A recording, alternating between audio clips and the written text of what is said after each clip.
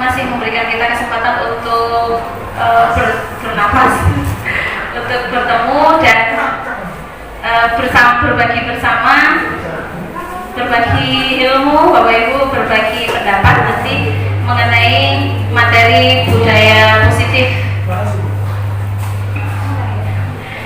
Baik Bapak Ibu, untuk kesempatan pagi hari ini kita memiliki dua agenda. Yang pertama adalah sosialisasi budaya positif, nanti yang akan disampaikan oleh Bu Kusnul dan saya nanti akan menyampaikan materi mengenai budaya positif tentang aksi nyata yang kami lakukan di sekolah kaitannya dengan program guru penggerak.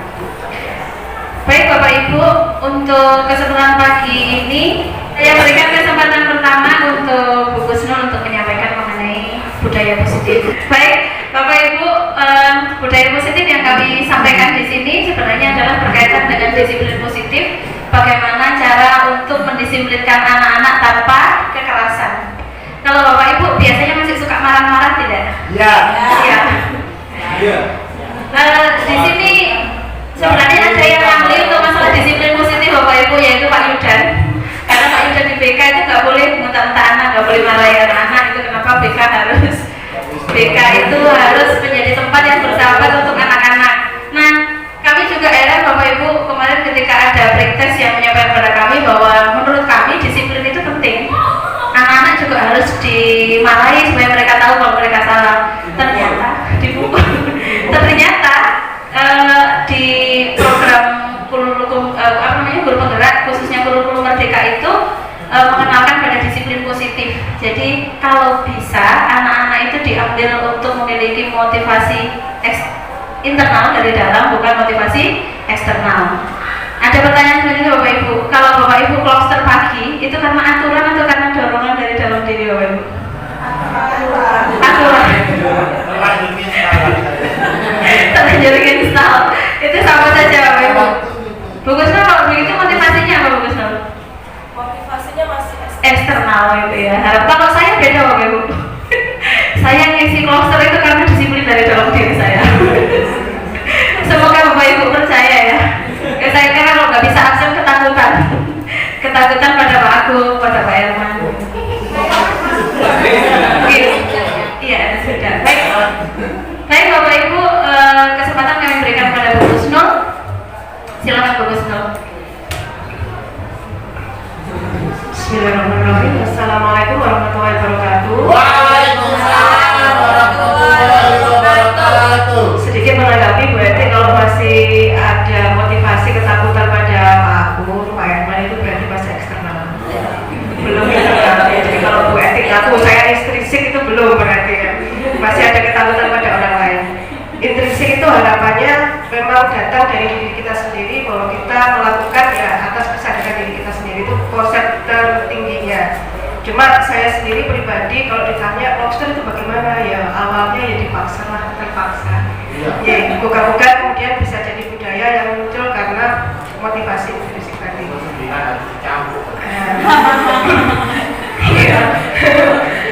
Mohon maaf Bapak Ibu, selama 1 jam ke depan kami mengganggu waktu Bapak Ibu untuk memaparkan mengenai budaya positif berkaitan dengan tugas kami sebagai guru penggerak. Banyak tugas yang harus kami lakukan, termasuk salah satunya adalah untuk mengadakan aksi nyata berkaitan dengan budaya positif. Aksi nyatanya adalah kami harus mendesiminasi apa yang kami peroleh di guru penggerak kepada dengan semua. Berkaitan dengan budaya positif itu ada 6 yang akan insya Allah kami paparkan. Yang pertama adalah berkaitan dengan disiplin positif dan nilai kebajikan universal. Yang kedua adalah teori motivasi, hukuman dan penghargaan serta restitusi. Ketiga, keyakinan kelas. Insya Allah nanti bagian saya mungkin sampai di sini.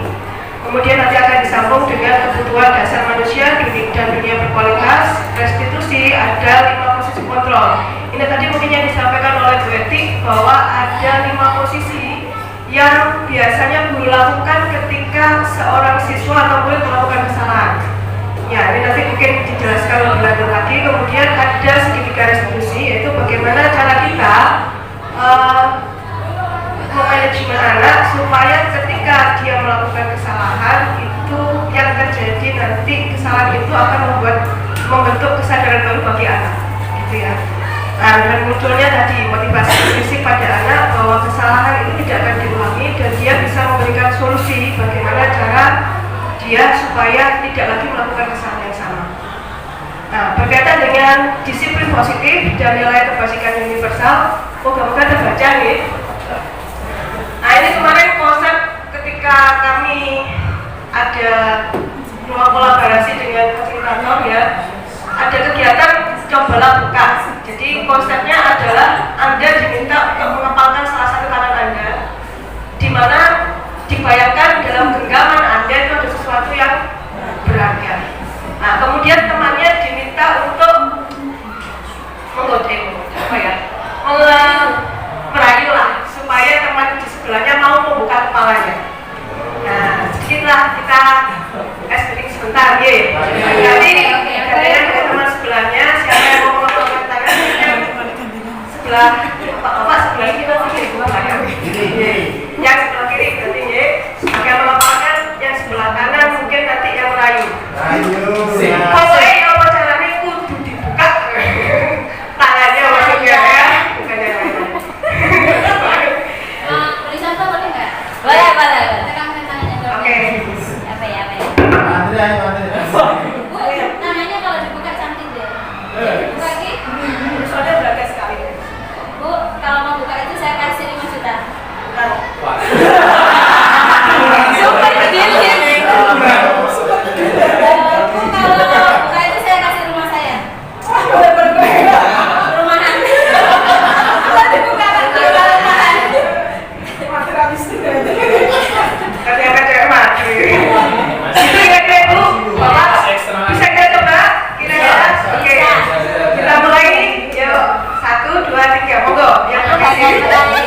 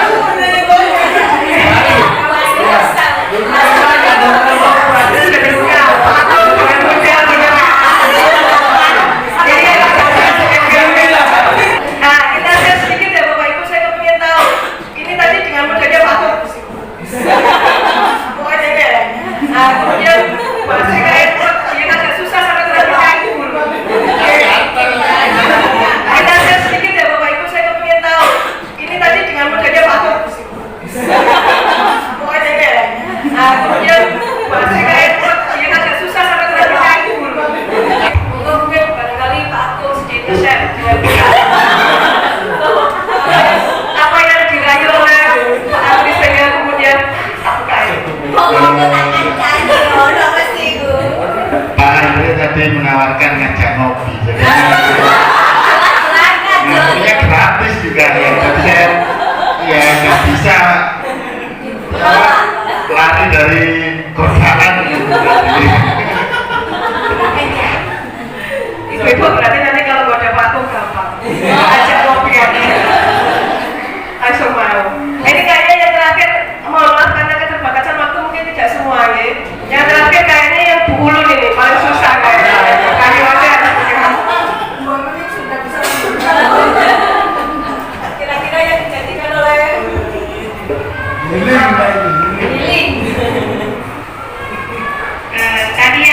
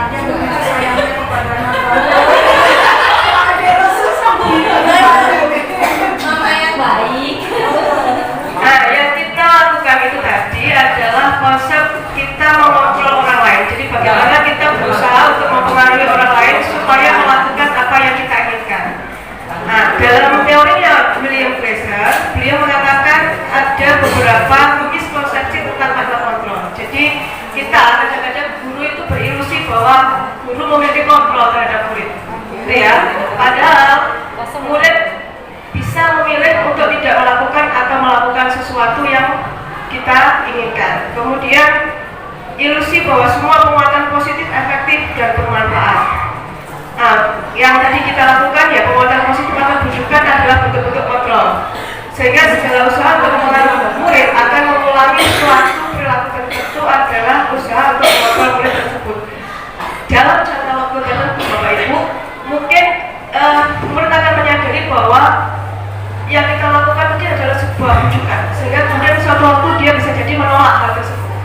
Itu tiba-tiba semua pulau mau golongan tok, ya. Atau mungkin tadi diajak ngopi, gak diajak ngopi, atau ternyata ngopinya gak sesuai dengan ekspektasi. Ya, maunya ke dialogi ternyata karena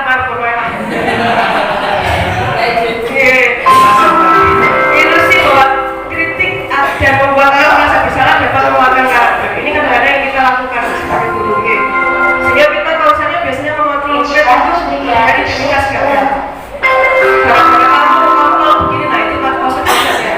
Walaupun mungkin suara kita halus Bapak Ibu, tapi kata-katanya itu langsung menusuk hati. Kemudian ilusi bahwa orang dewasa memiliki hak untuk memaksa.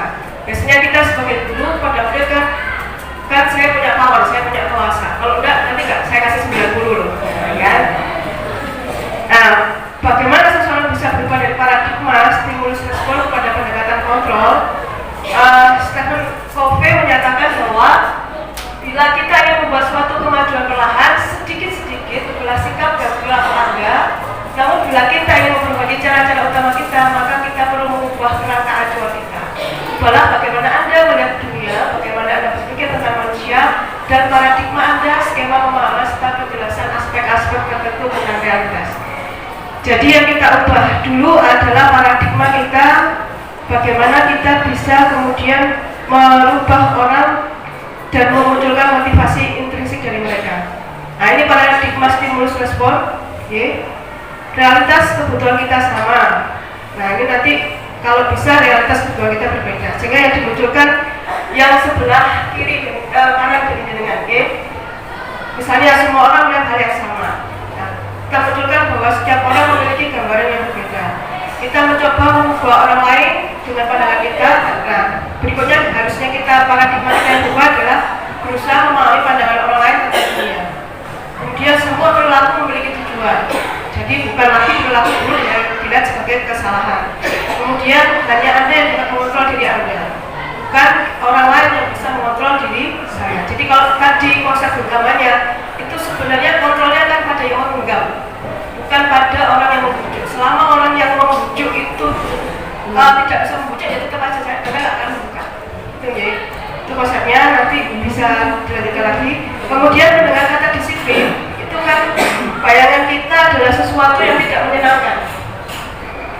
Nah, disiplin dalam budaya kita kan dimana sesuatu yang dilakukan orang lain untuk mendapatkan kepatuhan dan berkaitan dengan ketidaknyamanan, sesuatu yang tidak menyenangkan. Dalam konsep Ki Hajar Dewantoro, beliau menyatakan di mana ada kemerdekaan, di situlah ada disiplin yang kuat. Sungguh pun disiplin bersifat self-disiplin, kita sendiri yang mewajibkan kita ya dengan sekeras-kerasnya supaya kita melakukan disiplin diri. Jadi orang yang merdeka itu menurut versi yang Ki Hajar Dewantoro berarti orang yang memiliki disiplin yang kuat. Bagaimana itu ya? Orang yang bisa mendisiplinkan dirinya sendiri. Sehingga konsep merdekanya beliau adalah tidak hanya terlepas dari perintah, tapi juga kemampuan untuk memerintah diri sendiri. Tadi mungkin yang diomongkan oleh Bu Eti sebagai motivasi intrinsik. Jadi kita bisa memotivasi diri kita sendiri tanpa harus diperintah oleh orang lain. Nah, sebagai pendidik, tujuan kita adalah menciptakan anak-anak yang memiliki disiplin, sehingga mereka bisa berperilaku mengacu pada nilai-nilai kebajikan universal dan memiliki motivasi intrinsik bukan ekstrisik.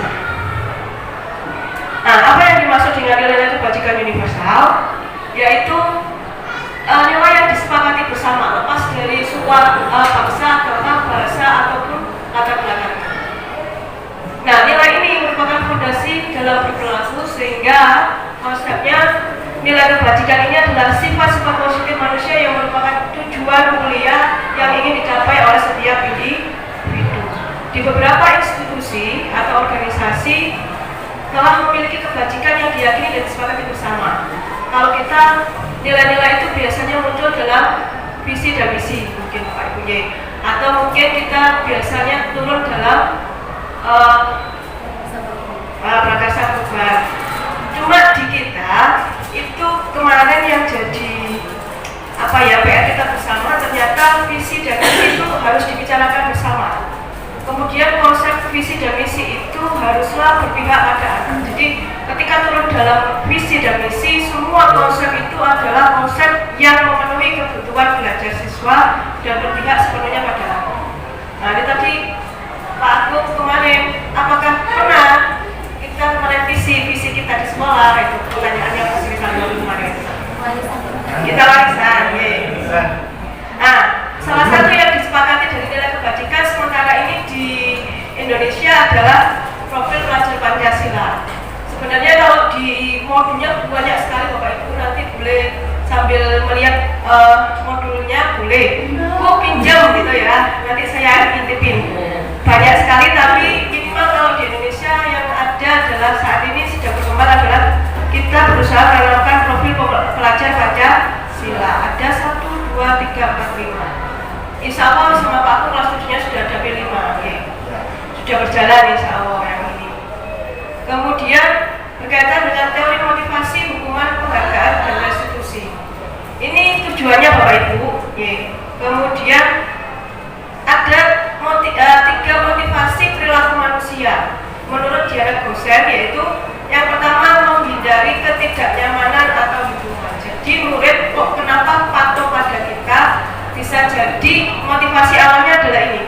Itu tadi kalau Bu Eti ngomong, aku tidak nyaman lah nanti ketemu Pak Herman merasa bersalah dan lain sebagainya, atau dihukum nanti di hukumannya kalau Pak Agung versi Pak Agung adalah disiapkan di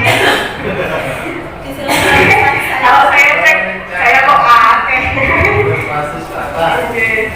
untuk mendapatkan imbalan atau penghargaan. Minimal mungkin nanti Pak Agung kalau memang konsep motivasinya ini setiap bulan berarti dikasih apa ya, kopi di mana ya Pak Agung imbalannya. Kemudian untuk menjadi orang yang mereka inginkan dan menghargai diri sendiri dengan nilai-nilai kerja, ini yang paling diinginkan. Jadi motivasi terakhir ini yang diharapkan muncul dari diri setiap anak ketika ada satu aturan yang berusaha ditegakkan dalam sekolah. Jadi mereka sudah mau untuk mematuhi. Kenapa kok mereka mau mematuhi? Karena mereka menghargai diri mereka sendiri dengan nilai-nilai yang mereka percaya. Bagaimana memunculkan nilai-nilai yang mereka percaya? Itu nanti munculnya kita bikin keyakinan bersama melalui keyakinan kelas. Kemudian hukuman dan penghargaan. Nah ini contoh kasusnya Bapak Ibu. Jadi Bu Anas ada kasus, tapi nggak ada Bu Anasnya ya. Ini Pak Seno sebenarnya. Ivan. Iya Bu Iva kurang menguasai. Mohon maaf ini kayaknya salah tulis. Harusnya Pak Seno ini ya. Iva kurang menguasai pelajaran matematika, bukan Bu Iva ini ya. Sehingga pada saat pelajaran dia lebih banyak diam diri dan atau menggambar di buku pelajarannya. Pada saat guru matematikanya Pak Seno menanyakan pertanyaan, Iva menjadi gugup dan tak sengaja menjatuhkan tasnya dari kursi, serta tiba-tiba menjadi gagap pada saat berupaya menjawab. Sehingga seluruh kelas tertawa melihat perilaku Iva yang berjalan tergagap dan terkejut. Pak Seno pada saat itu membiarkan teman Iva menertawakan Iva yang tergagap dan malu luar biasa, dan malah minta Iva untuk maju ke depan dan berdiri di depan kelas untuk menunjuk hidungnya karena tidak bisa menjawab pertanyaan Pak Seno. Kelas semakin gaduh dan anak-anak tertawa melihat Iva di depan kelas memegang ujung hidungnya. Nah pertanyaannya adalah apakah Anda setuju dengan tindakannya Pak Seno terhadap Iva? Saya mau menanggapi, boleh? Kayaknya Bu Sauda tadi. Pak Sauda, Bu Sauda kan guru matematika ya? Perwakilan dari Pak Seno. Terima kasih. Lihat kasusnya. Siapa tadi? Pak Seno dan Iva tadi. Kalau Pak Seno sebagai guru matematika memperlakukan siswa seperti itu, saya kurang setuju. Saya sendiri juga guru matematika.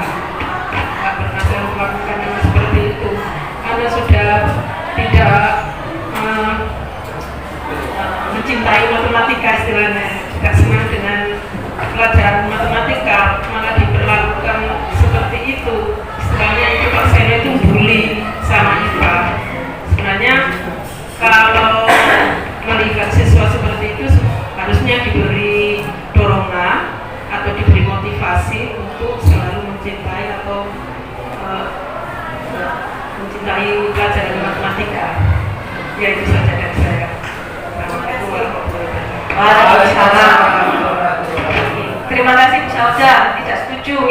Kalau menurut jenengan semua, kira-kira Pak Seno ini tadi melakukan hukuman atau konsekuensi? Hukuman. Apa berarti bedanya konsekuensi dengan hukuman? Konsekuensi berarti ada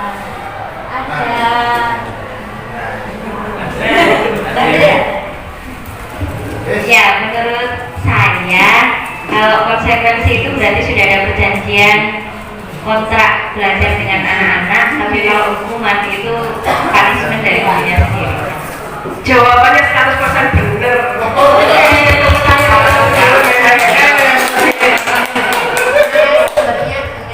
Iya. Terima kasih Bu Neta, jawabannya 100% benar ya. Jadi kalau konsekuensi itu kita ada perjanjian terlebih dahulu. Ya, tapi kalau hukuman anak tanpa tahu apa-apa tiba-tiba diberi aja hukuman yang dia harus menurut dengan konsep kita. Ya. Nah, konsepnya Bapak Ibu, ya, dalam modul ini diperkenalkan program disiplin positif yang bernama restitusi. Di mana ketika kita memberi kita berusaha meletakkan disiplin, itu konsepnya adalah disiplin yang positif. Disiplin positif itu maksudnya apa? Namanya adalah restitusi. Nah, restitusi sendiri adalah proses menciptakan kondisi bagi murid untuk memperbaiki kesalahan mereka. Ini konsepnya dosen, ya, sehingga mereka bisa kembali pada kelompok mereka dengan karakter yang lebih kuat. Jadi ketika mereka melakukan kesalahan, nanti ada konsep kita berusaha dalam konsep segitiga restitusi nanti, sehingga apa yang mereka lakukan salah itu yang kita tidak sukai adalah tindakannya, bukan anaknya.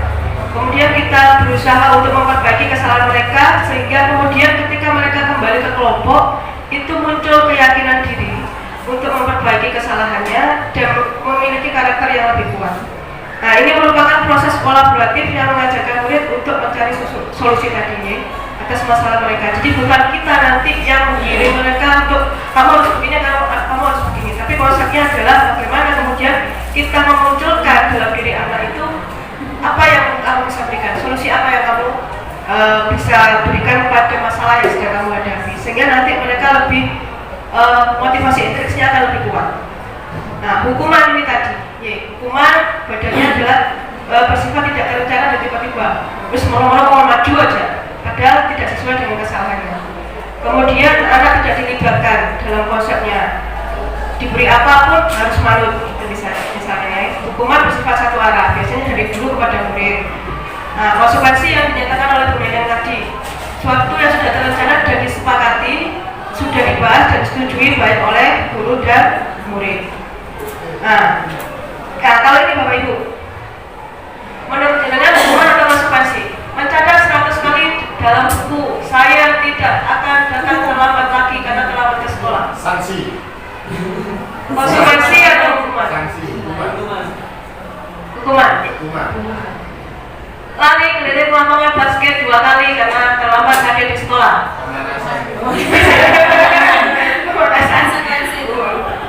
Konsekuensi apa hukuman ini? Kalau sekolah ada kesepakatannya. Tapi kan belum ada kesepakatan. Membersihkan coretan yang dibuat di meja tulis. Konsekuensi, ya, karena dia sudah mencoret, konsekuensinya kesepakatan berarti dia harus membersihkan kembali. Murid diminta untuk push up 15 kali, tidak menggunakan masker ke sekolah. Hukuman atau konsekuensi? Hukuman. Menggantikan kertas tugas teman yang telah dicoret-coret. Berjemur di lapangan basket pukul 12 siang karena mengobrol dengan teman. Ini kalau tadi ada warming up pemanasan, kalau ini bukan pemanasan lagi. Setengah hari. Ya, ini kira-kira Bapak Ibu contoh perilaku. Nah, ini nanti jadi renungan kita bersama. Ya, kira-kira kita yang mana seringnya. Kemudian ternyata penghargaan itu konsepnya adalah sebuah hukuman. Jadi kita seringkali menghukum dengan penghargaan. Bagaimana? Ini sebenarnya kasusnya Bu Anas. Nanti bacalah kasus Bu Anas. Bu Anas kelas 2 SD mendapatkan masalah tidak tertib berdiri antri sehingga kemudian selama menunggu proses tidak mulai tepat waktu, Bu Ana sibuk menenangkan murid-muridnya cukup lama. Akhirnya Bu Ana berpikir cepat mengandalkan stiker berbintang. Setiap muridnya masuk kelas usai jam istirahat mengiming-imingi dengan stiker berbintang. Jadi konsepnya siapa yang masuk kelas tepat waktu maka nanti dikasih stiker. Kayak konsepnya gitu kira-kira. Pertanyaannya tidak usah ya, nanti lanjut dulu. Kemudian menurut Alfikon, mengemukakan baik penghargaan maupun hukuman adalah cara-cara mengontrol perilaku untuk yang menghancurkan potensi untuk belajar yang sesungguhnya.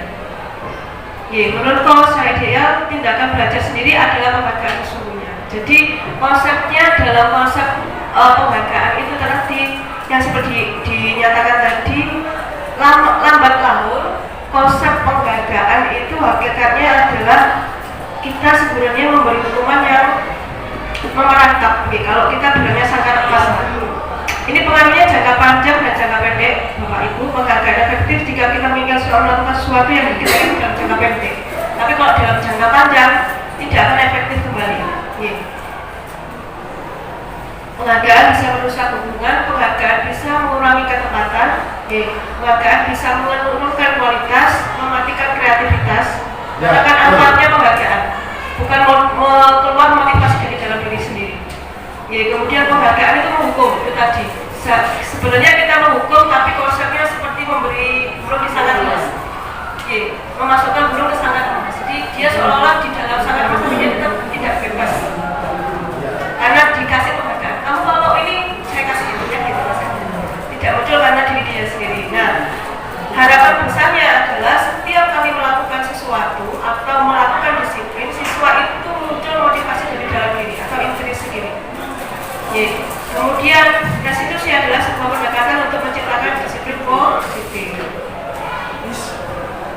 Sebagai seorang guru, ketika melakukan kesalahan, tindakan mana yang akan Anda lakukan kira-kira? Menunjukkan kesalahannya dan meminta melihat kesalahannya baik-baik, mengatakan kamu harusnya tahu bagaimana kamu harusnya bertindak, mengingatkan murid bahwa Anda akan selamanya sama di waktu sebelumnya. Bertanya padanya, kenapa kamu melakukan sesuatu yang sudah atau mengkritik dan mendiamkan? Kira-kira kalau jenengan biasanya yang mana?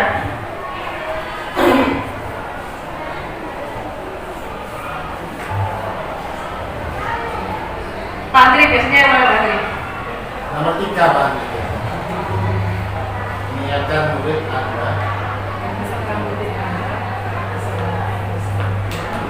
Nah, ini sebenarnya Bapak Ibu 1, 2, 3, 4, 5 itu adalah semua tindakan yang belum tepat. Cara kita ngomong seperti ini sebenarnya belum tepat. Nah, restitusi sebuah cara menerapkan disiplin positif pada murid adalah tadi untuk memperbaiki kesalahan mereka sehingga mereka kembali kepada kelompok dengan karakter yang kuat. Cara ciri-ciri restitusi ya, bukan untuk menebus kesalahan tapi untuk belajar dari kesalahan. Kemudian restitusi diharapkan memperbaiki hubungan. Jadi jikalau misalnya contohnya Pak Andri bertengkar dengan Pak Agung, konsep restitusi adalah nanti memperbaiki hubungan Pak Agung dengan Pak Andri sehingga kemudian kembali normal tanpa ada masalah lagi. Itu konsep restitusinya. Kemudian restitusi adalah tawaran bukan paksaan. Jadi nanti yang cari solusi adalah muridnya sendiri. Restitusi itu menuntut untuk melihat ke dalam dirinya sendiri. Nanti mungkin konsep-konsep ini akan dipaparkan lebih lanjut oleh Bu Eti. Kemudian restitusi diri adalah cara yang paling baik. Jadi ini dalam konsep yang kami pelajari diajarkan bahwa cara menimbulkan atau nanti menanamkan disiplin positif itu adalah dengan konsep restitusi. Restitusi fokus pada karakter bukan tindakan. Itu tadi. Yang kita tidak senangi adalah tindakannya bukan anaknya. Restitusi diharapkan nanti menguatkan murid untuk melakukan disiplin positif yang kita harapkan. Fokus pada solusinya, bukan pada masalahnya. Restitusi mengembalikan murid yang berbuat salah pada kelompok, sehingga nanti harapan besarnya ketika murid melakukan kesalahan, dia tidak lagi merasa jadi orang yang memiliki orang-orang yang gagal, memiliki kesalahan dan tidak bisa kembali ke kelompok. Tapi harapannya begitu dia melakukan kesalahan, selesai, dia bisa memberikan solusi, tidak mengulangi kembali, dia bisa kembali ke kelompoknya dengan hati yang lebih baik, lebih gembira. Nah, ini keyakinan kelas terakhir yang saya sampaikan hari ini, ya, adalah keyakinan kelas ini sebenarnya begini Bapak Ibu. Saya kemarin sempat tanya, beda nggak dengan yang kata tertib? Ternyata beda. Jadi keyakinan kelas itu dibentuk dalam kelas bersama-sama dengan guru.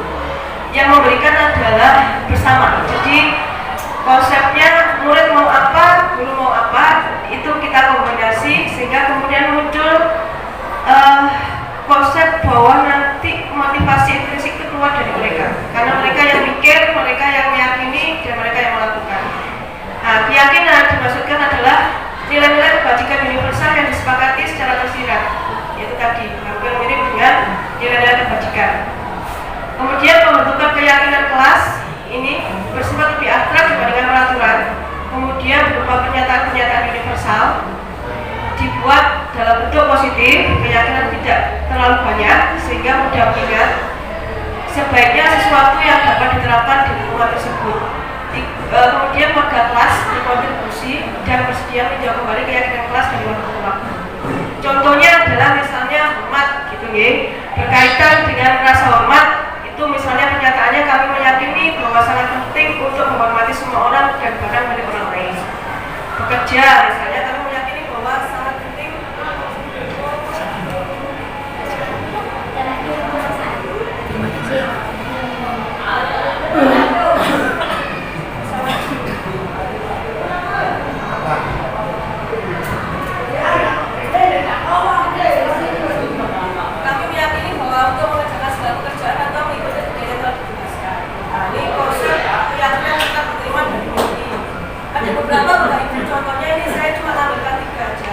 berkaitan dengan hormat. Misalnya konsepnya adalah akan tampak seperti atau tidak tampak seperti. Misalnya tampak seperti berarti hormat itu adalah bukan tepat waktu, atau kalau tidak tampak seperti berarti sering terlambat. Itu dari konsep tidak.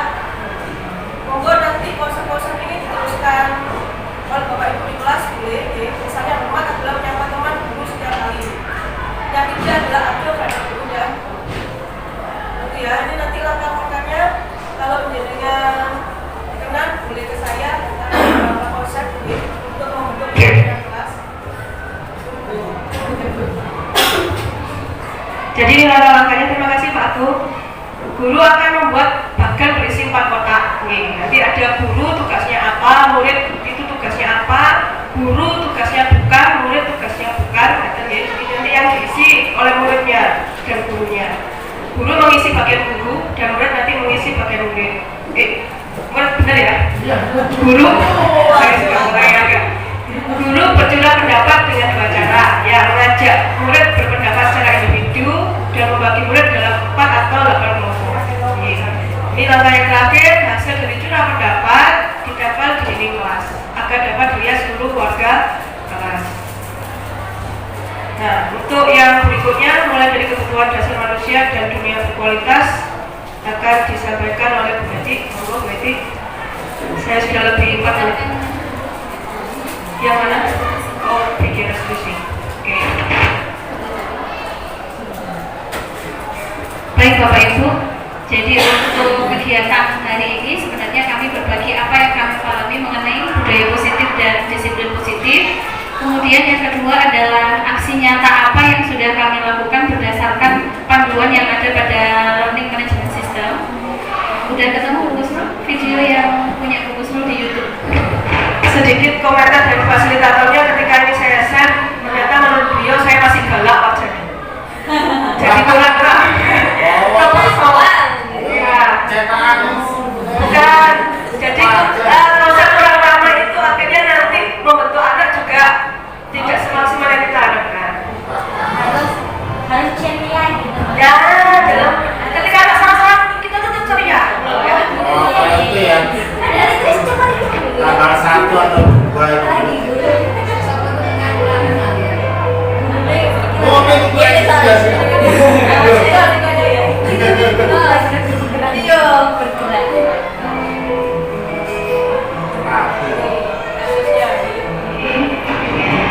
Nih, saya kemarin Oke, cakep dulu.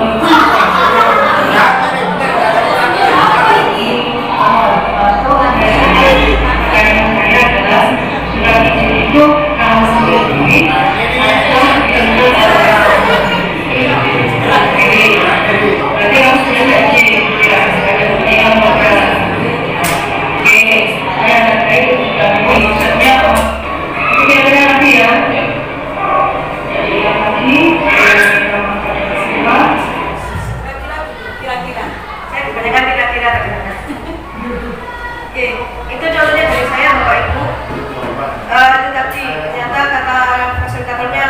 kurang ramah kan, waktunya jadi dus.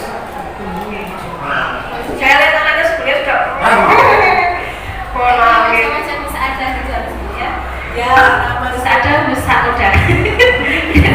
Ada. Baik. Di sini tugas yang diberikan kepada kami adalah membagikan pemahaman kami mengenai budaya positif. Salah Pak ya? Betul apa salah? Diseminasi, betul ya? Jadi diseminasi aksi budaya positif guru penggerak modul 1.4.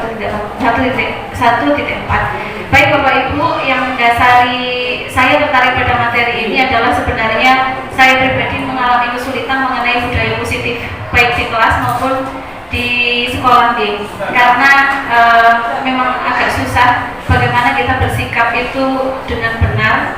Kadang-kadang ke anak-anak masih marah-marah gitu, ke rekan-rekan juga masih kadang-kadang sikap gak enak kadang gitu ya Bapak Ibu.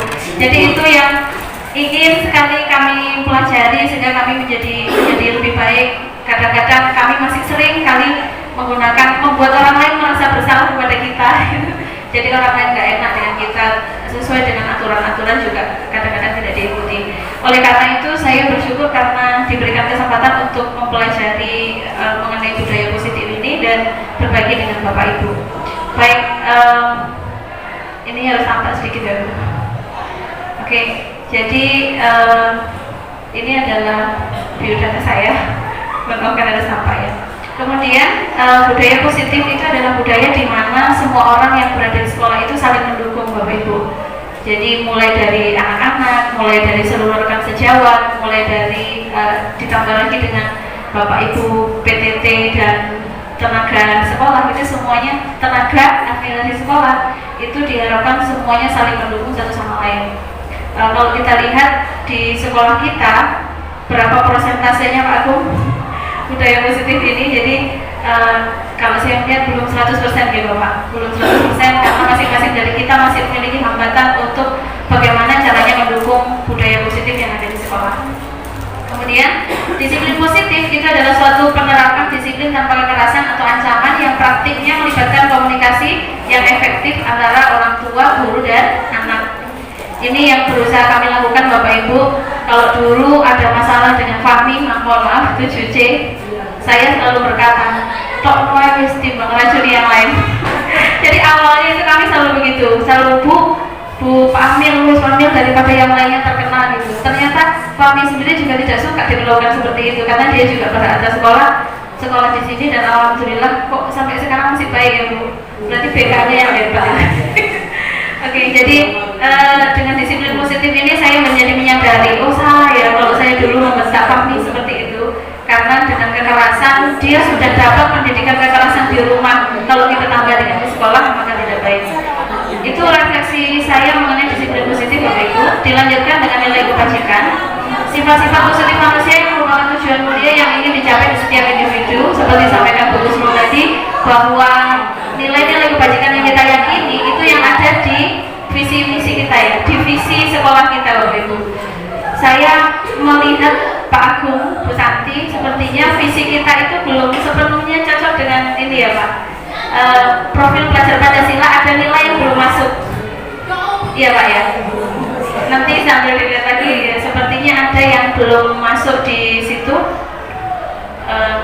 Nanti bisa direvisi lagi barangkali untuk visi misinya benar, harus melibatkan semua orang dan sesuai dengan prosedur yang benar.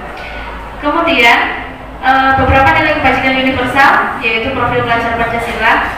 Sudah hafal ya Bapak Ibu? Enggak. Sudah ya. Baik, beriman dan bertakwa kepada Tuhan Yang Maha Esa dan berakhlak mulia. Yang kedua, berkebinekaan global. Ketiga Bapak Ibu, mandiri, kreatif, gotong royong, bernalar kritis. Inovatif nggak ada Ibu? Bernalar kritis itu. Iya, masuk bernalar kritis. Baik. Kemudian ada beberapa foundation yang mengeluarkan namanya nilai kebajikan yang di sini bisa dijadikan referensi oleh siapapun mengenai hal-hal yang disepakati bersama. Baik, saya lanjutkan.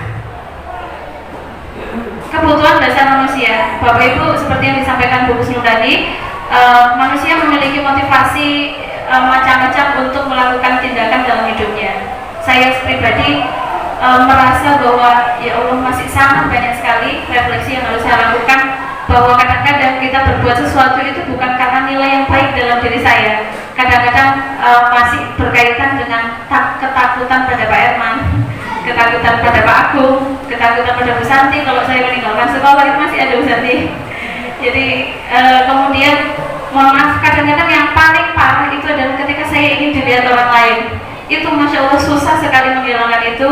Oleh karena itu kadang-kadang mengingatkan diri sendiri, ayo lakukan sesuatu demi ibadah gitu ya, kalau mau kuliah status, karena itulah manusia memenuhi kebutuhan dasar ya, karena ada motivasi. Yang pertama cinta dan kasih sayang. Jadi ini berkaitan dengan murid, anak-anak itu membutuhkan cinta dan kasih sayang di kelas. Maka dia tidak suka diperlakukan yang tidak adil, tidak suka dibentak, tapi lebih suka disayangi. Kemudian yang kedua kesenangan. Bapak Ibu, anak-anak memberontak di kelas kita itu mungkin karena ada kebutuhan dasarnya yang tidak dipenuhi, yaitu dia tidak senang dengan pelajaran kita atau tidak senang dengan aktivitas.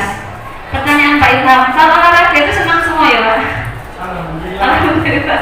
Berarti kebutuhan dasar kesenangan itu bisa dipenuhi di olahraga. Kemudian berikutnya adalah bertahan hidup. Insya Allah anak-anak kita tidak ada yang masih harus berjuang untuk bertahan hidup Bapak Ibu. Harus nyari uang, belum ada ya? Oh ada? Oh gitu. Disayangannya Pak. Agung. Saya pikir orang tuanya aja bertahan hidup, anaknya juga harus berjuang ya Pak. Berjuang alasan itu selama untuk dari kita. Iya, benar. Tapi jawabannya Masih sekolah Pak tadi? Sekarang? Masya Allah baru tahu. Saya ngajar Pak, 7 ya? Oh 7 Oh Masya Allah baru tahu. Ternyata ada anak kita yang masih harus bertahan hidup ya. Satu hari uang sakunya berapa? 1.000? Iya. Wow. Oke, ada orang tuanya masih Pak? Masih ada orang tuanya? Nah itu banyak. Oh ya. Berarti memang kita kadang-kadang harus mengetahui latar belakang anak-anak ya Bapak Ibu. Kemudian berikutnya adalah kebebasan. Bapak Ibu, berkaitan dengan kebebasan ini katanya dengan anak-anak masih belum kita bisa melakukan pelajaran berdiferensiasi. Masih pada tataran belajar membuat perencanaan dan belajar bagaimana menerapkan. Bapak Ibu sudah ada yang menerapkan ini? Tidak. Belum. Masih belajar nih Bapak Ibu. Kemudian berkaitan dengan penguasaan, ini ternyata Bapak Ibu, saya pernah salah meminta-minta anak dulu waktu beberapa tahun yang lalu. Nggak bisa pelajaran saya, ternyata pelajaran lain dia berprestasi Pak. Prestasinya bisa sampai nasional. Anak-anak sepak bola itu biasanya pelajarannya nggak bagus Bapak Ibu. Jadi nggak bisa dibentak-bentak karena dia tidak bisa mengerjakan pelajaran bahasa Inggris. Baik, kebutuhan dasar manusia yang menjadi dasar dari tindakan seseorang. Kemudian teori kontrol tadi sudah disampaikan oleh Bu Husnul. Refleksi dari saya pribadi Bapak Ibu, saya masih terlalu sering menggunakan pujian untuk anak-anak dan bulan, maaf perempuan ya. Jadi perempuan, saya beranggapan bahwa kalau saya memuji mereka, mereka akan suka dengan saya, suka dengan pelajaran saya. Ternyata jauh saya pelajari lagi, hal itu ternyata tidak terlalu bagus untuk dilakukan karena menghukum dengan penghargaan, dengan pujian. Suatu saat ketika dia tidak berhasil, dia akan kecewa karena tidak bisa membuat saya senang, misalnya gitu ya. Jadi saya merasa terlalu dekat dengan anak-anak seperti teman gitu. Kadang-kadang tidak rela anak-anak saya dipandang buruk oleh orang lain. Itu Kak Bobo gitu, selalu begitu. Jadi semuanya sudah dijelaskan tadi, tapi refleksi pribadi dari saya. Kemudian posisi kontrol pendidik, yang pertama adalah penghukum. Mayoritas dari kita nih Bapak Ibu itu adalah penghukum, betul tidak? Kemudian kedua, membuat merasa bersalah. Ini saya itu enggak ke teman-teman, kalau saya tidak ke anak-anak, ke guru, betul tidak? Jadi saya kadang-kadang dengan perkataan saya ingin orang lain merasa bersalah kepada saya. Itu sering sekali kita lakukan. Ke anak-anak apalagi, kamu itu nggak kasihan sama ayahmu, bekerja dari pagi sampai malam hanya gara-gara kamu. Kamu nggak kasihan sama Bu Eti, nanti kalau Bu Eti dipanggil Pak Erman bagaimana gitu. Jadi itu kita membuat anak-anak merasa bersalah. Ini mostly yang dilakukan nih. Kemudian sebagai teman, ada Bapak Ibu yang bertindak sebagai teman. Eka gitu ya. Jadi akan melakukan apa saja supaya anak-anak kita merasa nyaman, bahkan kadang-kadang melindungi kesalahannya gitu ya. Jadi itu yang biasanya dilakukan dan seringkali tidak teman anak-anak tidak segan. Berikutnya adalah pemantau. Kalau pemantau gini, kamu kalau tidak mengerjakan tugas, tahu sendiri kan akibatnya, kamu tidak akan naik kelas. Nanti kalau nilaimu tuh yang nggak tuntas ada 3, nggak naik kelas gitu. Jadi pemantau itu lebih ke ancaman. Tapi Bapak Ibu tidak pernah mengancam muridnya ya. Betul tidak? Nah, sering. Kemudian yang terakhir adalah manajer. Bapak Ibu yang diharapkan peran kita sebagai guru ke depan itu adalah sebagai manajer, di mana nanti kita akan melakukan restitusi ya, praktek segitiga restitusi untuk apapun yang dilakukan oleh anak-anak. Baik, untuk segitiga restitusi adalah proses menjaga kondisi bagi murid, memperbaiki kesalahan mereka sehingga mereka kembali pada kelompok dengan karakter yang lebih kuat. Nah, yang dilakukan pertama itu adalah menstabilkan identitas. Kita menyampaikan kepada anak-anak tidak langsung lapor gitu ya. Jadi tapi kan waduh, ya wajar sih kalau namanya anak-anak membuat kesalahan begitu kan. Jadi kata-kata yang kita ucapkan ya nggak apa-apa. Jadi tidak perlu harus diingatkan dengan kasar, tapi dengan menyadarkan bahwa setiap anak itu wajar untuk melakukan kesalahan. Begitu ya Bu Nurul, kayaknya BK belajar gitu ya. Kemudian ini jalan sendiri selainnya Bapak Ibu. Yang kedua adalah validasi tindakan yang salah. Itu nanti kita menanyakan kepada anak-anak, kamu tadi menghantam seseorang pasti ada alasannya ya, kira-kira apa? Kemudian dia akan keluar sendiri penjelasan dari anak-anak tersebut mengenai kesalahan yang dilakukan. Kemudian yang ketiga adalah menanyakan keyakinan. Itu berkaitan dengan keyakinan apa yang kamu tidak kamu penuhi. Kira-kira kalau misalkan kamu habis melakukan ini, apa yang akan kamu lakukan supaya nanti kamu menjadi seseorang yang lebih baik. Itu untuk kegiatan ketiga. Baik, untuk ada studi kasus Bapak Ibu, ini berkaitan dengan Bu Santi. Bu Santi ini. Guru matematika dari kelas B, Bu Santi sakit. Salah guru bahasa Indonesia harusnya ya. Sehingga tidak masuk mengajar. Kemudian ada guru namanya Bu Eni, guru baru. Dia mengajar. Kemudian ada 2 anak namanya Vivi dan Natali, menggunakan kesempatan itu bertindak seenaknya, tertawa dan tidak mengindahkan kehadiran Bapak Ibu. Kalau ada guru baru biasanya anak begitu ya Bapak Ibu, guru pengganti. Mbak-mbak yang kemarin praktek itu biasanya dikerjai anak-anak. Kemudian Bu Eni ini mencoba ramah dan kepada 2 anak ini, tetapi malah ayolah tugasnya dikerjakan, nanti Ibu ditegur Bapak Kepala Sekolah kalau kalian tidak kerjakan tugas. Ayo Bapak Ibu, kira-kira ini posisi apa yang diambil?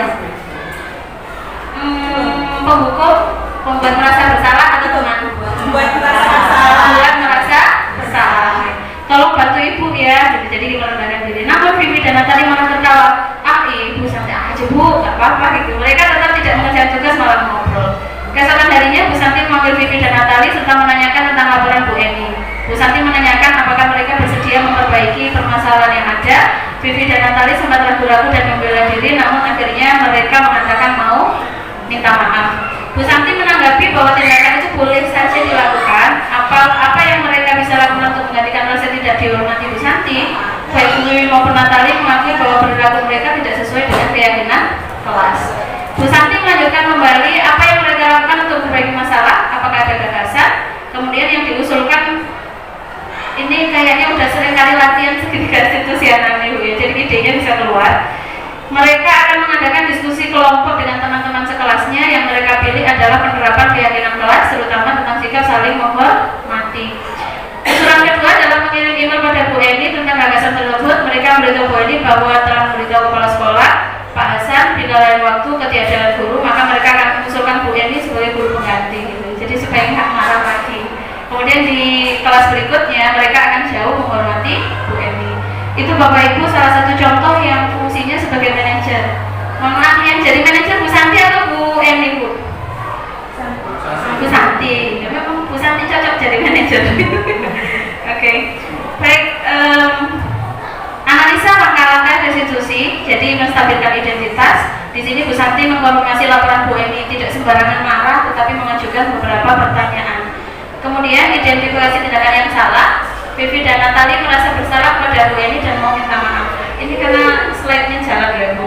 Kemudian analisis kasusnya, tadi Bu Santi menanyakan kepada Vivi perasaan bersalahnya, kemudian menawarkan apa yang bisa dilakukan untuk memperbaiki masalah tersebut. Lanjut.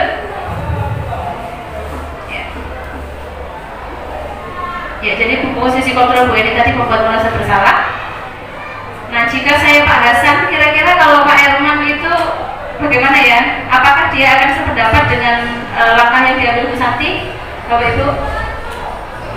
Bu Santi tadi kan melakukan segitiga restitusi ya. Sepakat dengan Bu Eni atau Bu Santi? Bu Santi. Baik, jadi contoh-contoh selanjutnya tidak akan saya bahas. Kemudian berkaitan dengan keyakinan kelas Bapak Ibu, saya berusaha untuk membuat kesepakatan dengan anak-anak berkaitan dengan kesepakatan kelas. Tetapi sejauh ini efeknya mohon maaf masih berlaku ketika saya masuk kelas. Ada Bapak Ibu yang tidak nyaman mungkin ya di kelas 7B karena masih ruami sekali gitu. Tapi kalau dengan saya tenang gitu. Mungkin sama ya bisa Bu Yanti ya. Kalau anak-anak dengan Bu Yanti panteng gitu dengan wali kelasnya. Tapi kadang-kadang kalau dengan orang lain masih belum bisa nurut.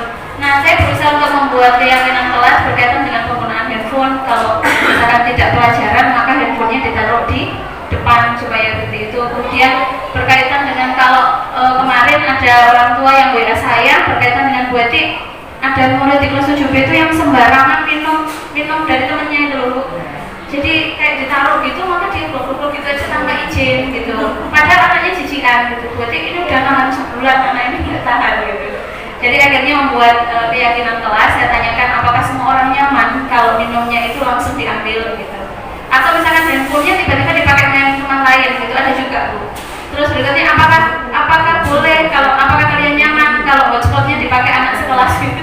Karena 7B ada yang Bu yang hotspotnya itu paketannya habis dalam 3 hari, 4 hari dipakai mungkin Pak Ilham itu. Karena dengan keyakinan kelas ini saya tawarkan dan saya berharap anak-anak akan lebih baik.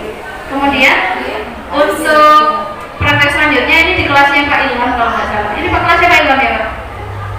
Ya, bukan itu fokusnya. Oke, jadi saya termasuk senang Pak ngajar di kelas 7G. Makanya layak kemarin 7G letaknya di depan 7A ya. Karena Masya Allah anak-anaknya menyenangkan. Misalnya ngajar 7G, oh enggak, Bu kan ngajar 7G. Itu juga Pak Andri. Oke, anak 7G itu anaknya juga menyenangkan gitu. Nah, kalau diajak apapun itu senang banget. Oh benar Pak, benar. Kalau diajak apapun kegiatannya itu nurut, terus kayaknya sayang gitu. Nah, ini saya berusaha untuk membuat keyakinan kelas dengan anak-anak. Hanya saja satu yang kurang Bapak Ibu, harusnya dibenterkan kemudian ditaruh di sampingnya tata tertib kelas itu. Nyanyi ya. Tata tertib kelasnya ada ratusan, keyakinan kelasnya cuma sedikit gitu. Memang harus banyak yang disusun. Tapi paling tidak saya berusaha untuk menampung apa yang anak-anak inginkan dan berusaha membuat anak-anak menyadari. Gitu. Baik, itu Bapak Ibu yang saya sampaikan berkaitan dengan disiplin positif. Terakhir, dokumentasi mengenai segitiga institusi yang saya lakukan. Ini berbahaya nih. Baik, ini adalah nutupnya gimana Pak? Aku nutupnya gimana Pak? Di escape. Oh iya Pak, bener Pak. Kok bisa ya? Oke, baik. Saya ceritakan dulu Bapak Ibu. Untuk budaya ini kebetulan gini, waktu saya di UKS sedang menolong anak-anak yang lain, tiba-tiba Rizky waktu juga itu sesak nafas. Iya pernah kelihatan ya. Jadi sesak nafas karena dihantam dulu. Kok balik ya? Biasanya kan anak cowok ngantam cewek ya. Ini cewek ngantam cowok sampai nangis gitu. Dan akhirnya merasa sesak gitu. Nah usut punya usut ternyata si Lulu ini sedang bad mood dari rumah dimarahi ayahnya, pegang stiker dirampas. Mungkin ikut ban apa itu, ban putih atau ban hitam, langsung ditendang, akhirnya sesek gitu.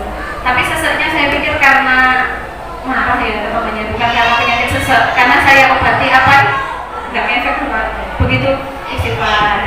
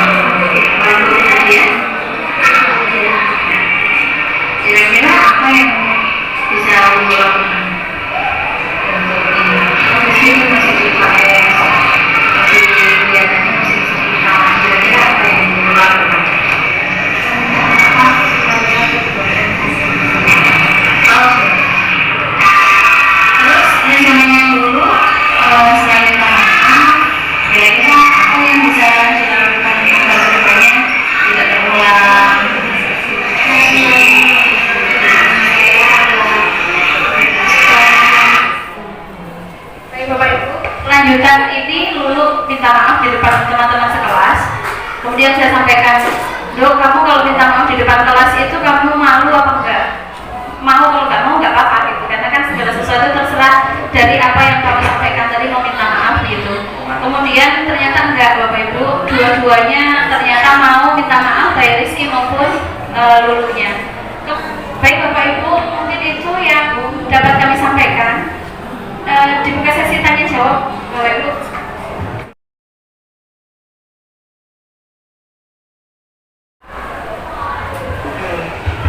Terima kasih.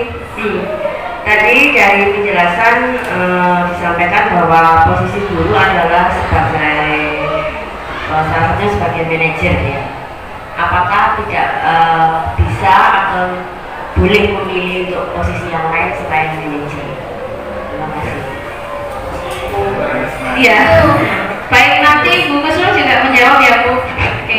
Baik, itu adalah pertanyaan yang sama yang saya ajukan Bu Yanti.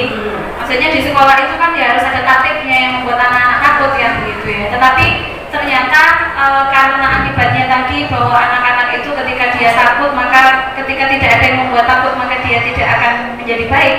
Maka sekuat mungkin kita menggunakan yang namanya disiplin positif. Jadi sebagai manajer tadi, karena keempat yang lainnya itu mengandung kelemahan ya Bapak Ibu ya. Jadi sebagai penghukum, pemantau, membuat merasa bersalah, kemudian sebagai teman, itu ternyata negatifnya banyak. Jadi sekuat mungkin di kurikulum merdeka itu, jadi kita berusaha ke anak-anak itu membuat yang namanya mengambil posisi sebagai manajer. Bu Kusnul barangkali ada tambahan? Jadi konsep kontrol manajer ini diharapkan memunculkan motivasi intrinsik pada diri anak untuk kemudian muncul kesadaran untuk dia mau melakukan apa yang menjadi keyakinan tanpa harus dipaksa. Tapi itu tadi berdasarkan pengalaman, mungkin ini bukan semudah membalikan telapak tangan 5 menit langsung jadi gitu ya. Karena budaya positif ini menurut saya pribadi susah nggak Pak? Paling berat. Jadi kalau kemarin berdasarkan penemuan saya, Bapak Ibu, jangan bermimpi mengubah orang lain. Kalau saya ikut buruh penggerak ini, begitu banyak yang dituntut dari kami, dan saya kemudian merenungkan satu hal, jangan mengubah orang lain, tapi mulai mengubah diri saya sendiri. Jadi diawali dari diri saya sendiri, dimulai dari yang kecil yang dimulai dari sekarang. Jadi baik, sudah selesai Bapak Ibu. Satu hal bahwa tidak mungkin merubah semuanya gitu, tapi bisa berbuat lebih baik lagi untuk anak-anak. Saya pikir jauh lebih bagus. Seperti kadang saya malu ngomong tentang kebersihan di sekolah lain, tapi kemarin ketika Bapak Ibu guru banyak, tapi di sekolah kita kotor itu kadang-kadang ngomong tak kayak gitu ya. Ternyata ya memang tidak mungkin kita bisa merubah semuanya dalam waktu yang singkat. Oke Pak Kusnul? Saya mau menyampaikan terima kasih Bu Eti dan Bu Kusnul telah memberikan kami wawasan tentang budaya positif ya, terutama bagi kita tenaga pendidik atau guru ya, kita harus bisa membudayakan budaya positif. Nah, dari yang disampaikan oleh Bu Eti sama Bu Kusnul tadi ya tadi juga sempat saya sampaikan bahwa budaya positif ini mungkin yang paling berat. Kenapa? Karena acuannya adalah budaya barat ini tadi. Iya, budaya barat. Jadi kan itunya apa? Alfikor tadi sempat saya browsing, ternyata dari Inggris. Budayanya berbeda dengan Mandara dan Mayangan. Iya. Kemudian kita sendiri dididik oleh tadi kan saya sampaikan 9 tahun pecut gitu kan. Nah, artinya dari yang disampaikan dari ilmuwan barat itu kita serap tidak mentah-mentah ya, kita sesuaikan dengan budaya kita ya. Mungkin saya agak ekstrim ini, pendidikan kita menurun sejak ada Komnas HAM ya kan, karena apa? Komnas HAM itu adalah bentuk penjajahan barat kepada negara-negara berkembang, negara timur. Negara timur dipaksa untuk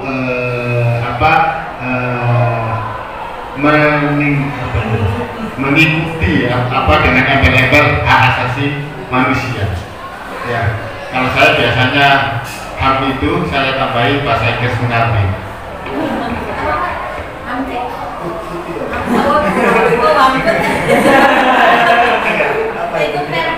Ya, jadi mungkin yang di sini adalah dari yang disampaikan oleh Bu Ibu dan Bu Husnul, yang terpenting adalah pada saat kita ya akan membuat tata tertib atau membuat apa, membuat kesepakatan itu yang paling penting. Ya, itu yang mungkin bisa kita adopsi. Ya, dan ini saya juga tadi sempat berpikir seharusnya profil belajar Pancasila ini kita taruh di awal pembelajaran, mungkin nanti kita pelajaran 2023-2024 setelah MOS langsung P5 nya adalah entah itu mengenai gaya hidup berkelanjutan atau tentang pokoknya kita penguatan tentang ya karakter ini ya, dari 6 itu kita pilih salah satu ya. Jadi dari awal pembelajaran ya Pak, setelah KPLS langsung kita P5 ya. Jadi nanti kan mungkin Bu Eti sama Bu Husnul bisa ini harus ada budaya positif ini, harus ada keluar ini ya, bisa membantu kami terkait budaya positif ini. Tapi kan kelemahannya kalau hanya wali kelas. Nah, karena kan ya tadi kalau ada banner gitu ya, yang mungkin anak-anak kan bisa ingat terus, oh ini seperti ini, hukumannya seperti ini. Yang itu berlaku semua guru pengajar di sini ya. Jadi itu mungkin setelah wali kelas membuat kesepakatan, kita perlu sosialisasi ke bapak ibu guru bahwa di 7B ini kesepakatannya. Nah, kesepakatannya mungkin berbeda-beda tiap kelas ya. Nah, kesepakatan di 7C seperti ini. Nah, jadi nanti anak-anak bisa terkontrol dengan budaya positif. Ya. Jadi itu kabar dari saya. Terima kasih. Assalamualaikum warahmatullahi wabarakatuh. Terima kasih Pak Agung pencerahannya. Jadi sedikit menanggapi Pak Agung, yang disampaikan Pak Agung semuanya benar, semua 100%, karena kalau sebenarnya yang kami sampaikan itu cuma satu modul Pak Agung ya, jadi ada 10 modul. Modul awal itu dimulai dengan filosofi pemikiran Kahadi. Semua hal yang kita terapkan itu ketika kita ngambil inputnya dari barat pun harus disesuaikan dengan budaya kita, itu konsepnya Kahadi. Sehingga itu tadi injilnya benar bahwa ini semua barat, berarti tetap harus disesuaikan dengan konsep Mandala dan Wayangan dan Blok semua. Benar sekali. Kemudian itu tadi berkaitan dengan keyakinan kelas, konsep-konsep seperti ini memang harusnya dilakukan di awal tahun ajaran ketika siswa baru masuk, sehingga sudah terbentuk dari awal. Nah, dan itu tadi monggo, kalau cuma oleh kelas satu kelas insya Allah nggak kuat, gitu, ya, karena ini sekolah bukan kelas, gitu, ya. Kalau bisa jadi dari sekolah terus